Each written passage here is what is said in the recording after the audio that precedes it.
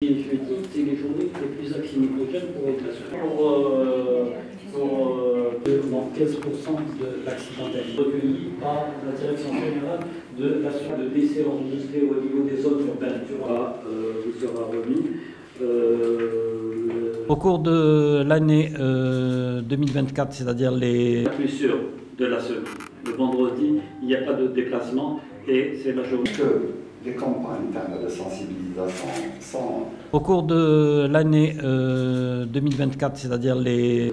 du pays, Alger et Oran, il y a aussi le... Au cours de l'année 2024, c'est-à-dire les 5 premiers mois de l'année 2024, nous avons comptabilisé au niveau de la délégation nationale à la sécurité routière près de 11 162 accidents corporels, à l'issue desquels nous avons déploré le décès de 1446 personnes, c'est-à-dire des décédés soit sur le lieu de l'accident, soit à l'issue des évacuations.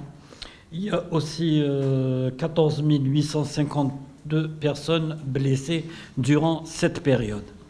Comparativement avec les 5 mois de l'année 2023, il y a une légère hausse des indicateurs, 7% pour les accidents corporels, 3% pour celui des décès et aussi 5% pour celui des blessés. Pour la question liée au chronotachygraphe, c'est un dossier qui est toujours pris en charge par le ministère des Transports, voilà, le ministère des Transports, et je ne peux pas me prononcer sur l'état d'avancement de ce projet parce que je l'ignore totalement. Mais j'apporte aussi une précision pour les véhicules qui ne sont pas dotés.